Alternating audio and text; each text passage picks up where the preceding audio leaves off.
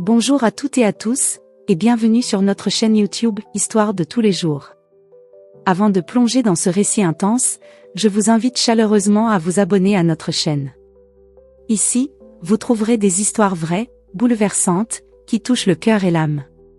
N'oubliez pas d'activer la cloche pour ne rien manquer de nos prochaines publications.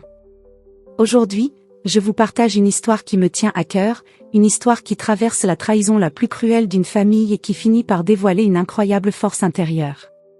C'est celle de la veille de mes fiançailles, une date qui aurait dû être la plus belle de ma vie, mais qui s'est transformée en cauchemar, en humilité, et finalement, en résilience. Je suis une femme comme vous, avec des rêves, des espoirs et un avenir à construire. Pourtant, cette nuit fatidique a brisé les chaînes de tout ce que je croyais savoir sur ma famille et moi-même. Introduction, présentation des personnages et contexte. Je m'appelle Camille. J'ai 28 ans, et la veille de mes fiançailles, j'ai vécu l'inimaginable. Mais revenons un peu en arrière, au commencement, pour que vous puissiez comprendre ce qui a mené à cette tragédie. Mes parents, dans le regard du voisinage et de nos proches, étaient l'image même de la réussite et de la respectabilité. Ma mère, Claire, 52 ans, femme de société froide et distante, parfaite en apparence, mais terriblement exigeante et critique. Mon père, Gérard, 55 ans, homme d'affaires redoutable, façade d'autorité implacable, cherchant à contrôler tout et tous autour de lui. Leur mode de vie était strict, basé sur les traditions, le paraître, et surtout, une obsession presque malsaine pour la perfection. Ce que personne ne voyait, c'était la violence psychologique constante, les humiliations subtiles et les attentes impossibles qu'il dirigeait vers moi et mon frère. Mon frère, Thomas, a 30 ans. Il s'est toujours tenu à distance, privilégiant sa carrière et ses propres rêves plutôt que d'affronter les démons familiaux. Je l'aimais mais je sentais bien qu'il me laissait affronter seul la tempête. Moi, j'étais l'enfant modèle qu'il voulait, ou du moins celle qu'il croyait pouvoir façonner. J'ai grandi dans cette cage dorée faite de reproches voilés, de silences lourds, et d'absence d'amour vrai. Pourtant, j'espérais toujours leur approbation, leur affection. Puis, il y avait Simon, mon fiancé. L'homme qui m'offrait enfin de l'air, de la chaleur. Simon est doux, aimant, patient, et il m'a aidé à croire en un futur meilleur. Sa famille m'a accueilli avec ouverture, et je me préparais à vivre le plus beau chapitre de ma vie à leur côté. À mesure que les préparatifs des fiançailles avançaient, je sentais un contraste douloureux grandir entre l'espoir que Simon représentait et ce poids familial qui m'écrasait. Le jour qui aurait dû être parfait la veille du grand jour, toute la famille devait se réunir pour un dîner de célébration. Une dernière soirée avant le commencement de ma nouvelle vie. J'étais à la fois excitée et nerveuse, habillée dans une robe simple mais élégante, les cheveux soigneusement coiffés, le cœur battant la chamade. Mes parents, eux, restaient froids mais dissimulaient mal une certaine tension. Les conversations tournaient autour de banalités, mais l'air était chargé de sous-entendus. J'essayais d'ignorer ces frissons d'inquiétude qui me parcouraient le dos.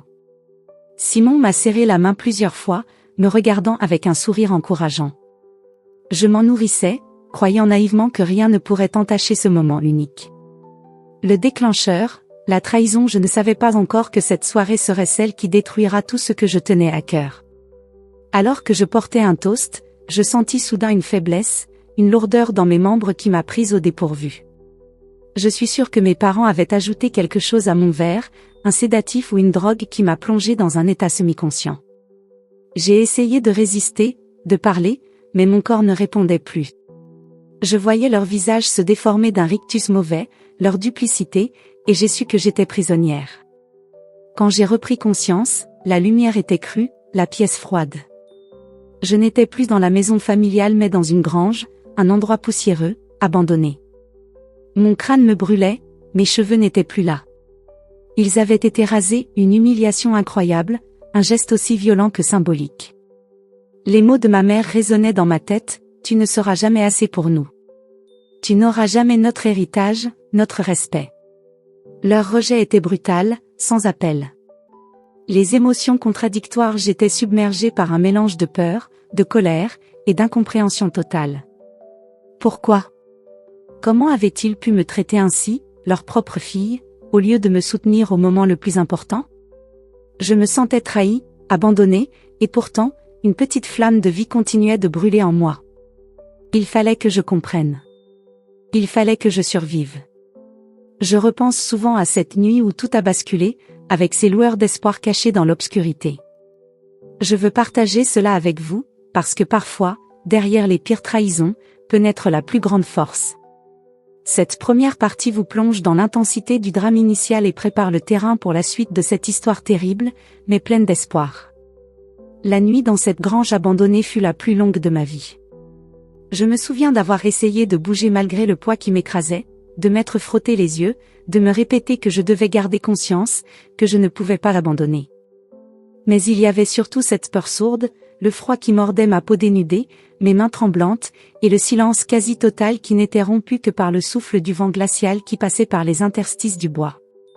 Le plus dur, au début, c'était de lutter contre cette humiliation, le crâne rasé, symbole vivant de ma déchéance aux yeux de mes tortionnaires, coupé de ma dignité. Je sentais leurs moqueries invisibles, tourner en boucle dans ma tête, tu n'es rien. Tu ne seras jamais assez. Tous mes rêves, mes espoirs s'effondraient, comme ce dernier lien ténu qui me retenait à la famille. Mais dans ce silence, dans cette solitude, il y eut aussi l'éveil d'une autre émotion, plus profonde, plus puissante, une colère sourde, presque instinctive, qui prit racine dans les cendres de ma tristesse initiale. La survie dans la grange, un combat quotidien, les heures passaient, lentes, amères, sans que je ne sache si j'allais sortir vivante de cet enfer. L'obscurité autour de moi me donnait l'impression d'être une prisonnière non seulement de la grange, mais aussi de ma propre famille. J'ai essayé de me concentrer sur ma respiration, de calmer mon esprit en essayant de penser à des souvenirs heureux, même lointains. La nourriture ? Inexistante.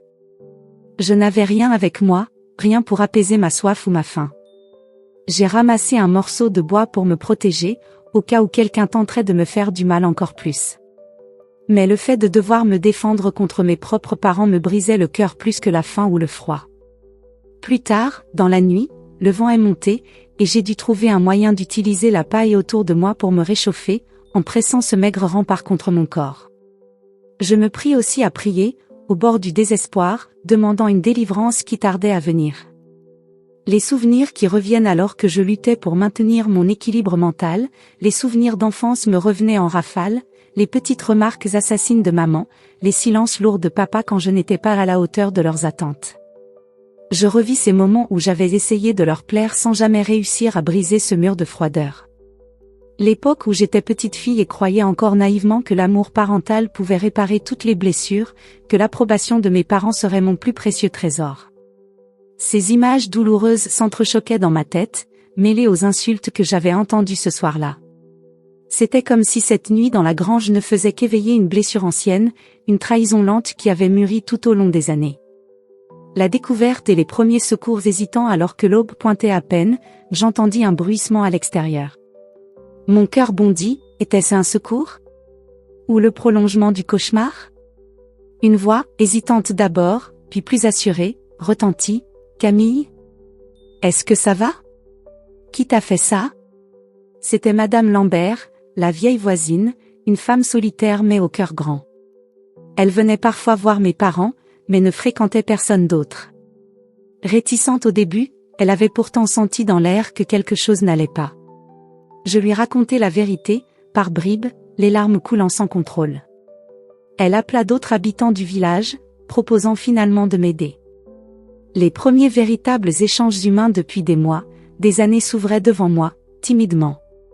La révélation d'un secret familial qui s'esquisse au fil des jours qui suivirent, grâce à l'aide discrète mais précieuse de Madame Lambert, je découvris certaines vérités enfouies. Des bribes d'histoire qu'elle entendait à voix basse au village, des murmures sur des conflits liés à l'héritage familial, des rivalités européennes entre cousins éloignés, et surtout, des tensions jamais nommées dans la maison de mes parents. Je compris que le geste de mes parents n'était pas seulement motivé par une froideur inexplicable, mais par une peur, la peur que je remette en question la transmission d'un héritage, cette richesse qui semblait régir le moindre des pas dans leur vie. Qu'ils craignaient que je sois un obstacle à leurs ambitions ou à celles d'autres membres de la famille. Cette connaissance était un poison lent, une vérité amère aggravant le sentiment de trahison. Le combat pour l'espoir et la résilience chaque matin, je me réveillais avec la même terreur, mais aussi avec la même volonté de ne pas laisser cette histoire me détruire. Je m'efforçais de me reconstruire, de me redonner un peu de force en répétant que je ne suis pas définie par ce que mes parents veulent que je sois. Je pris la décision de contacter Simon, malgré la honte et la peur de le perdre à cause de cette humiliation terrible. Son soutien fut un baume immense, son amour un refuge improbable. Dans ses messages, ses appels, je retrouvais une partie de moi que j'avais cru morte. Ces échanges étaient remplis d'émotions, de peur et d'espoir mêlés. Les obstacles sociaux et personnels mais le chemin vers la guérison n'était pas droit. Parfois, la peur me paralysait. Le regard des autres, le poids du secret, la honte de cette image brisée. Les moqueries ne sont pas venues que de ma famille, certaines personnes savaient, et leur regard trahissait soit la pitié soit le jugement. Parfois, je me surprenais à me demander si j'avais le droit d'espérer mieux. Cette dualité entre l'envie de revivre normalement et la peur d'être à nouveau rejeté renforçait chaque jour mon combat intérieur. La montée du suspense, un appel inconnu une nuit, alors que le sommeil m'échappait, un appel téléphonique changea la donne. Une voix anonyme, grave, me parla d'un secret plus large encore, que j'avais à découvrir si je voulais sortir de ce piège familial. Sans que je ne comprenne tout, cette conversation fit grandir un nouveau suspense, l'histoire ne s'arrêterait pas là. Il y avait plus que cette trahison, plus que cette humiliation. Une vérité cachée, qui serait peut-être ma clé de liberté. Cette deuxième partie montre ainsi, dans un souffle long et intense, la fragilité d'une jeune femme trahie, mais aussi la naissance d'une force insoupçonnée prête à affronter les épreuves à venir. Les dialogues entre personnages sont intégrés dans le récit, incarnant la tension, les émotions contradictoires, et préparant un troisième chapitre à grand suspense. Partie 3, point culminant, confrontation et révélation. Quelques semaines s'étaient écoulées depuis cette nuit d'horreur. J'avais tâché de me reconstruire, malgré les cicatrices visibles et invisibles. Ma tête, désormais ornée d'une perruque discrète au début, avait commencé à repousser timidement ces cheveux que l'on m'avait arrachés comme un symbole, un message de rejet. Mais l'ombre de mes parents planait toujours lourdement sur moi. Il était temps, plus que jamais, de confronter cette famille. De comprendre, d'affronter, de savoir la vérité. Le rendez-vous face à face avec mes parents, je reçus un message laconique de Gérard, mon père, m'invitant à les retrouver dans la maison familiale, une ultime tentative de discussion. Mon cœur battait la chamade, partagé entre l'appréhension la plus profonde et une volonté farouche de déterrer les secrets. Quand je franchis la porte, le décor semblait figé, presque immobile, figé dans une époque ancienne et glacée à l'image de mes parents. Claire était là, son visage fermé, presque impassible, tandis que Gérard me toisa sans un mot. « Pourquoi me faire ça, papa ?» lançai-je d'une voix brisée, les larmes menaçant de couler. Il détourna le regard, tandis que ma mère répliqua, froide comme un hiver sans fin, « Tu ne comprends rien, Camille. Ce que nous avons fait était nécessaire. Pour toi, pour la famille. » Nécessaire ? Abandonner sa fille dans une grange, la humilier publiquement ? Je ne pouvais contenir ma colère, ma douleur frappait leur façade implacable. L'échange explosif, « Tu as toujours été une déception », cracha ma mère, les yeux luisants de haine contenue. Nous avons sacrifié tant pour toi, pour que tu sois parfaite, et tu as tout gâché avec ta rébellion. Je rassemblais mes forces, rébellion ? Aimer qui je veux, penser par moi-même ? Vous m'avez détruit pour ça. Mon père, le visage dur, finit par parler, brisant le silence pesant, ce n'est pas ce que tu crois. Dans cette famille, chaque détail, chaque acte compte. Tu menaces l'équilibre fragile, tu ne respectes pas les règles. Je sentais que des couches de mensonges allaient tomber. Alors, je poursuivis, implacable, parlez-moi de ces règles. Dites-moi ce que je ne sais pas. Le secret familial révélé, c'est alors que tout bascula. Ma mère, au bord des larmes, confessa une vérité terrible, ton grand-père a laissé un testament. Son héritage dépendait de ta conformité aux traditions. Simon, ton fiancé, est un obstacle, il ne vient pas du milieu. Je restais pétrifiée. Le véritable motif ne résidait pas dans un caprice parental, mais dans une machination froide, une lutte pour l'argent et le pouvoir. Tu devais disparaître, Camille. Pour que l'héritage reste entre les mains de ceux qui savent garder le secret, murmura Gérard, avec une amertume glaciale. Le choc et la remise en question, je sentis une fois de plus le sol se dérober sous mes pieds. Comment pouvais-je faire face à cette trahison, ce complot dont j'avais été la victime innocente? Simon était pourtant l'homme de ma vie. La famille que je voulais bâtir avec lui semblait désormais impossible. Le silence s'installa, lourd de non-dits. Une alliée inattendue alors que je croyais que tout était perdu, ma sœur Élodie, fit son apparition dans la pièce. Élodie, que j'avais presque oubliée, était la cousine éloignée dont j'ignorais l'existence, mais dont j'avais entendu parler dans les murmures du village. Elle s'avança, les yeux remplis de compassion. « Je sais ce que mes parents t'ont fait vivre. Je suis de ton côté, Camille. » Cette révélation bouleversa tout, un membre de la famille prêt à m'épauler, à briser le cercle vicieux du secret et de la trahison. Les tensions montent encore. Ma mère, furieuse, s'opposa violemment à cette alliance nouvelle. « Tu vas tout gâcher » hurla-t-elle. Ni Élodie ni toi ne comprenez la puissance des anciens accords. Mais Élodie me prit doucement la main. Nous devons briser ce silence. Ensemble. La confrontation intime, dialogue chargé d'émotions. Je me tournai vers mes parents une dernière fois. Pourquoi m'avoir humiliée jusqu'à raser ma tête? Pourquoi vouloir me briser? Parce que tu représentais une menace, avoua Gérard, la voix dure mais tremblante. Tu aurais préféré fuir? Non, répondis-je, la voix forte, mes larmes mêlées à ma rage. Je ne fuis pas. Je me bats. La révélation choc finale. Élodie apporta un document à la table, un testament caché, que j'avais ignoré jusqu'ici. Un écrit signé de mon grand-père, différent du premier. Ce dernier stipulait que la famille devait protéger la liberté individuelle avant tout, et que son héritage devait être versé à celle ou celui qui saurait préserver cette valeur.